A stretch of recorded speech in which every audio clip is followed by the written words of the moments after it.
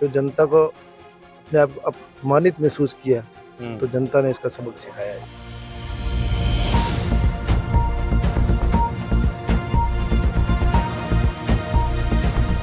सरकार ने बनाया मंत्री, जनता ने नहीं बनने दिया विधायक।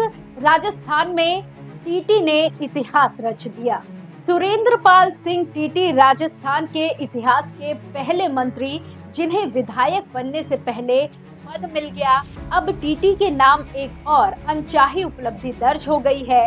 वो केवल शपथ लेकर इस्तीफा देने वाले पहले मंत्री बन गए हैं। इस्तीफे का कारण श्री करणपुर विधानसभा सीट से विधानसभा चुनाव हार जाना है। टीटी कुल 9 दिन मंत्री रहे। राजस्थान में बीजेपी की सरकार बनने के बाद सीएम भजन लाल शर्मा की ये पहली सियासी परीक्षा थी जिसमें वो असफल रहे। बीजेपी ने अपनी चौंकाने वाली रणनीति के तहत टीटी को जीत से पहले ही मंत्री बना दिया था। सीएम भजन लाल व प्रदेश अध्यक्ष सीपी जोशी ने पूरा जोर लगाया, लेकिन जनता ने नकार दिया। इधर कांग्रेस उम्मीदवार रहे गुरमीत सिंह कुन्नर की मौत के बाद कांग्रेस ने उनके बेटे गुरपिंदर सिंह कुन्नर को टिकट दिया था। पूरे चुनाव प्रचार के दौरान संवेदना की लहर पर उड़ान भर रहे रुपिंदर ने कांग्रेस के खाते में एक सीट और डाल दी है। राजस्थान 200 में से 199 विधानसभा सीटों के लिए 25 नवंबर को वोट डाले गए थे, जिनके नतीजे 3 दिसंबर को आ गए थे। भारतीय जनता पार्टी को चुनाव नतीजों में पूर्ण बहुमत के साथ सरकार चलाने का जनादेश मिला। 15 दिसंबर को भजन लाल शर्मा के नेतृत्व में बीजेपी ने सरकार भी बना ली। नई सरकार के शपथ ग्रहण के महीना भर भी नहीं हुआ कि पहली परीक्षा में पार्टी फेल हो गई है। बीजेपी को करणपुर विधानसभा सीट पर करारी हार मिली है। करणपुर विधानसभा सीट से कांग्रेस के उम्मीदवार रुपिंदर सिंह ने बीजेपी के उम्मीदवार सुरेंद्र पाल सिंह टीटी को 12,000 वोट से अधिक के अंतर से हरा दिया है। करणपुर चुनाव में हार के साथ ही सुरेंद्र पाल सिंह की भजन लाल कैबिनेट से भी छुट्टी हो गई है। सुरेंद्र पाल सिंह टीटी ने मंत्री पद से अपना इस्तीफा भेज दिया है।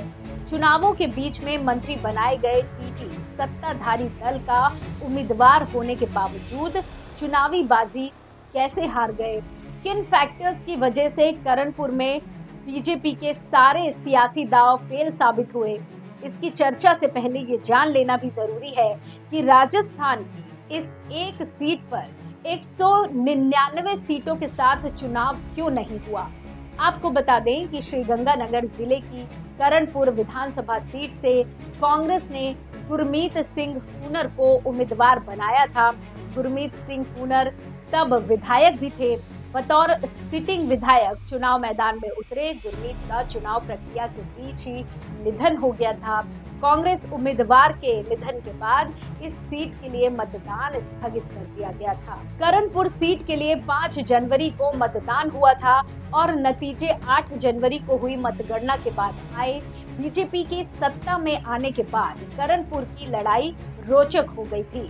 भजन सरकार के गठन से महीने भर के भीतर हुए इस चुनाव को नई सरकार की पहली परीक्षा के रूप में भी देखा जा रहा था, लेकिन जब नतीजे आए बीजेपी को निराशा हाथ लगी। पार्टी का सत्ता में होना भी उसके उम्मीदवार को जीत नहीं दिला सका। बीजेपी की सत्ता पर गुरमीत के निधन से उपजी संवेदना भारी पड़ गई और विपक्षी कांग्रेस के उम्मीदवार रुपिंदर ने नई नवेली सरकार के नए नवेले मंत्री को करारी शिकस्त दी। दरअसल कांग्रेस ने इस सीट से गुरमीत सिंह कुन्नर के पुत्र रुपिंदर सिंह पर दाव लगाया था।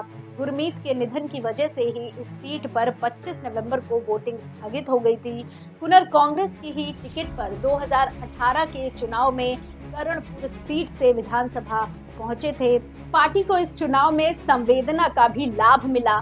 संवेदना की लहर में कुन्नर के पुत्र रुपिंदर ने बीजेपी के सुरेंद्र पाल को 12,000 वोट से अधिक के अंतर से हरा दिया। टीटी की हार ने इतिहास रच दिया।